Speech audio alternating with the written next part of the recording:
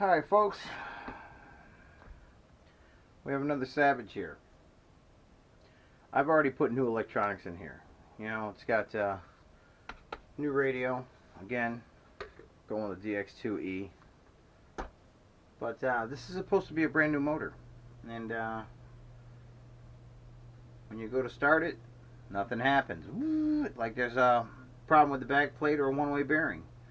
So we're going to take it apart and see what we can find. New motor? We'll find out when I get in there. We'll see.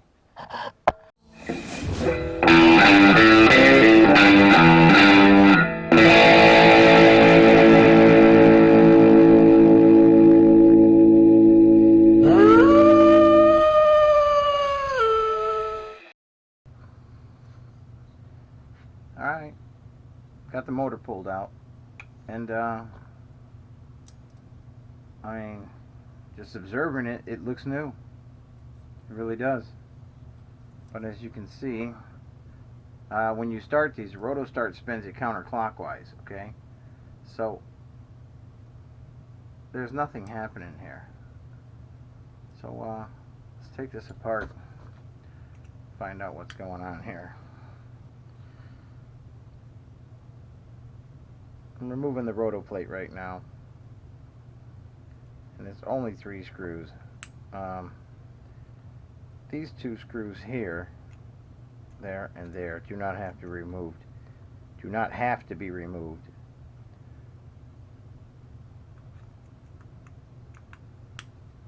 I know what's going on.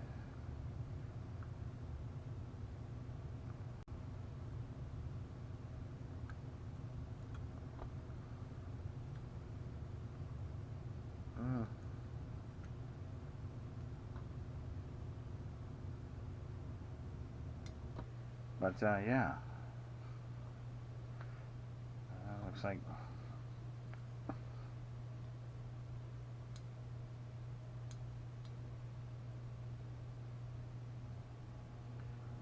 it's catching.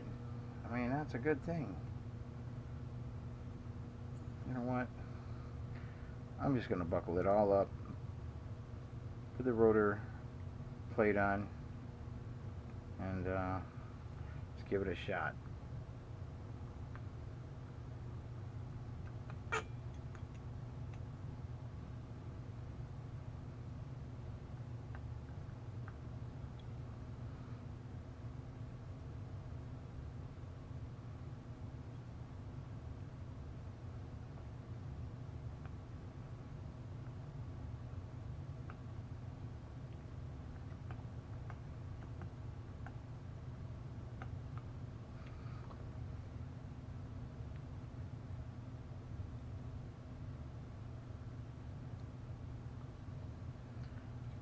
Careful putting these in. You don't want to cross thread them. Just make sure you're lined up, and once you're lined up, the holes will find themselves, so you'll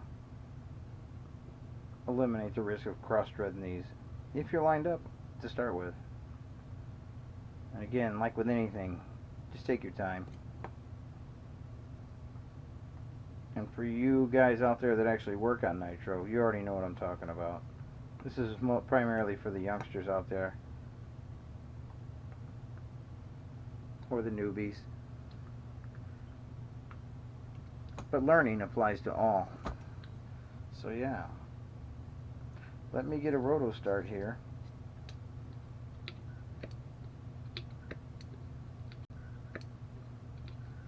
I mean, it's got compression, you know? And get a roto start and I'll be right back. Still nothing.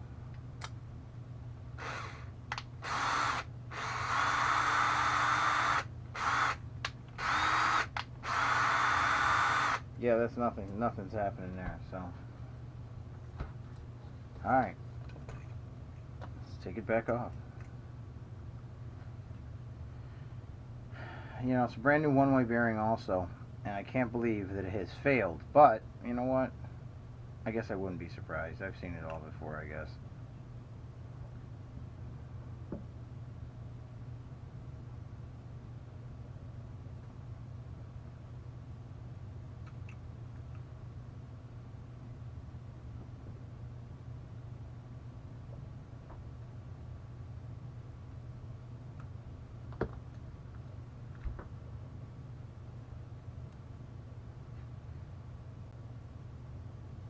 wonder if it is installed wrong. Problem is in that one-way bearing. There's no question about it. We'll get right back to it. Okay, I removed the screws that hold this rotor plate together, and we're going to take it apart just to say we can. Okay? You just want to make sure that everything is working well. I mean, you got good gear mesh there. You know? What the hey? Now we get access to our bearing, and it seems to be in there really good.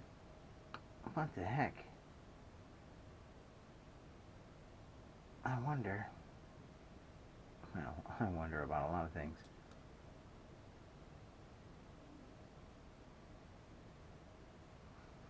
But I got that out of there. Let's check this out. That one-way bearing doesn't seem to be working.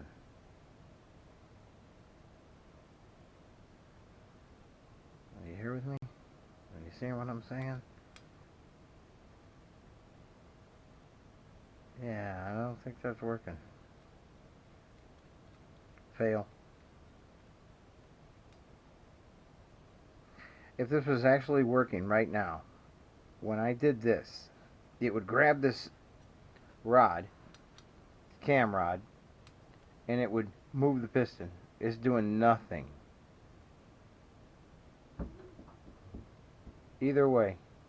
One-way bearing means it's going to grab like a ratchet, regardless. And it's not.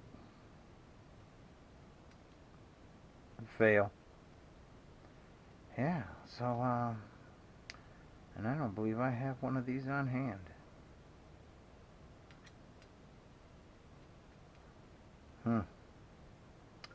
Yeah, stay tuned, folks. It just gets better and better.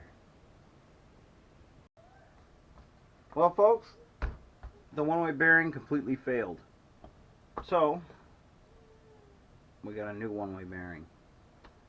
So you know, it's the way this goes on. You see how that bearing is just spinning around on there? That's not doing anything. And I can look down in there, and you can see that it's kind of just destroyed. So the new one goes on like so. As you can see, it already wants to turn the motor. Okay? So yeah. Nice. So let's get this thing put back together. Because this one still has to be broken in. By the way, part number on that is 1430. HPI part number.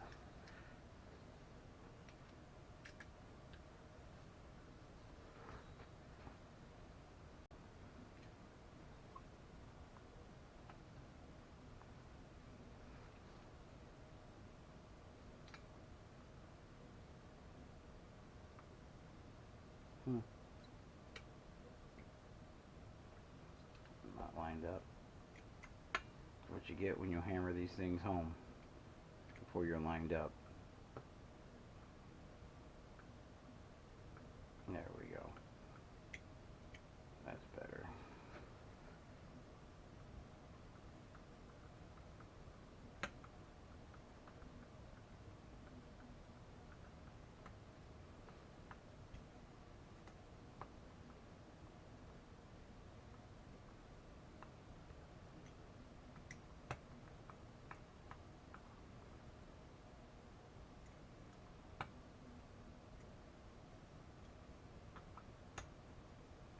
Okay.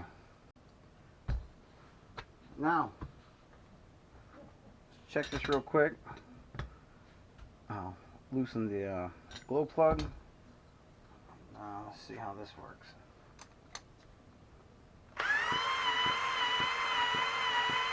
Oh yeah. Good stuff. Okay.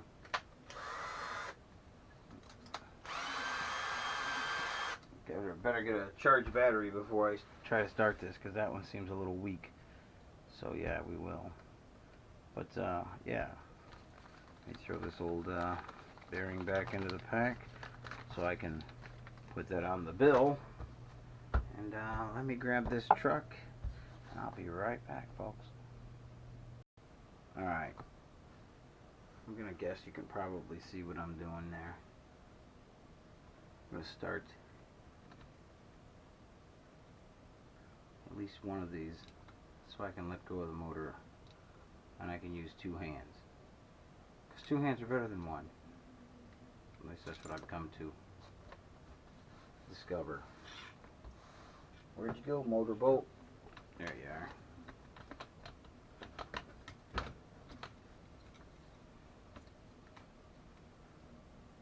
Yeah, well, it'd be a lot easier if I had two hands.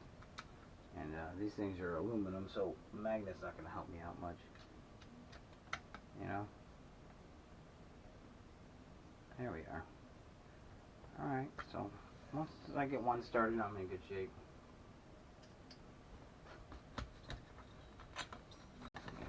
Line this up real quick.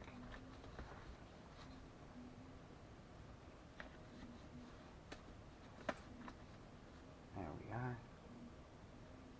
These are fun. Kind of like surgery.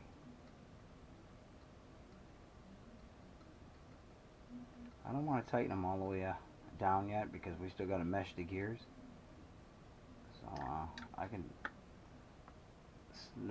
just snug them to the aluminum chassis and back off a turn or two. That way it's easy to slide around when we need to.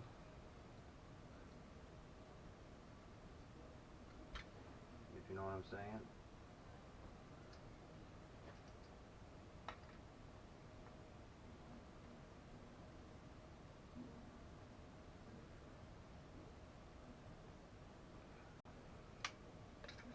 Let me loosen this one a little bit. I kind of got carried away with that. Okay. Yeah, that's loose enough to get some paper in there. Again, with the paper trick, you know, for these big monster steel gears, take a piece of paper like so, fold it in half, and just roll that thing down in there.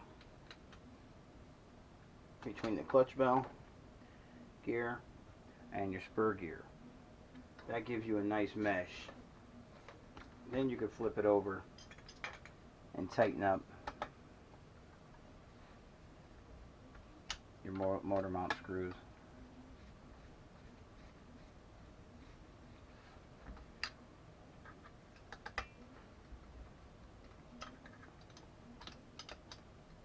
You don't have to go King Kong on these things. You do have to get them tight. Pull it out.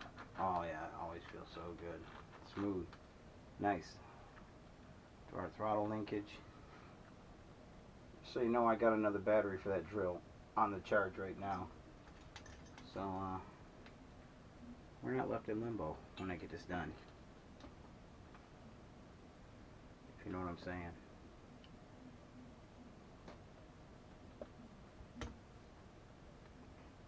Sometimes it's just easier to use your fingers and give the tools a rest. Okay. Our exhaust spring. If we have good eyes, this goes really, really easily. If you don't, it might take you a couple tries. But I'm going to try to get it in one try. Okay?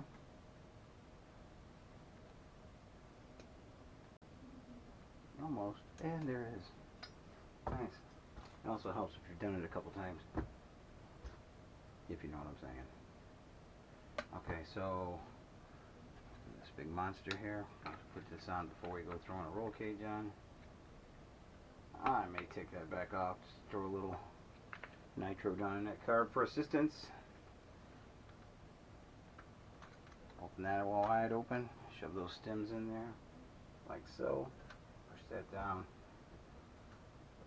Say you've done this a couple times, it goes much easier than the first time that you ever do one of these, but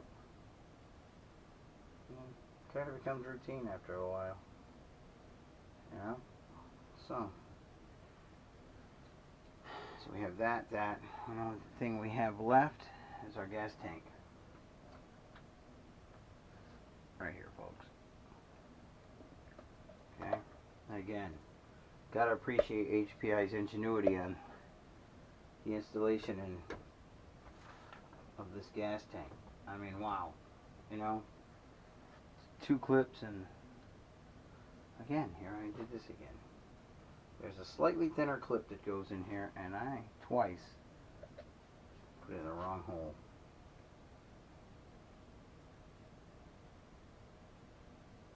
Now, some of you out there are thinking, wrong hole, huh?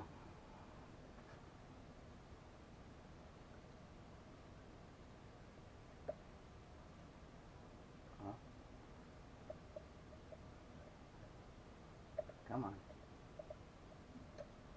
There we go.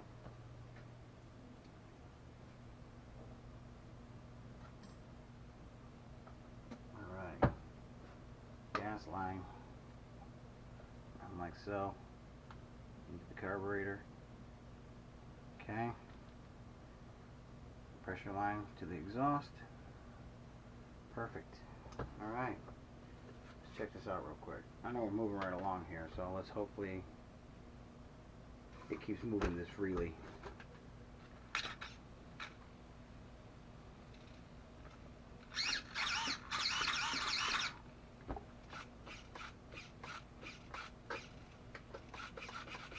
That all seems good to me.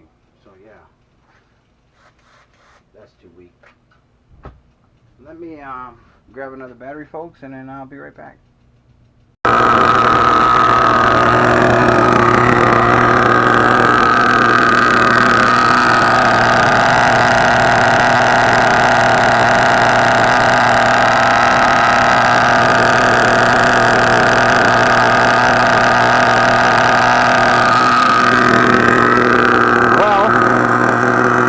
Like 5 tanks of this break-in, but the first 2 tanks just going to be idle tanks,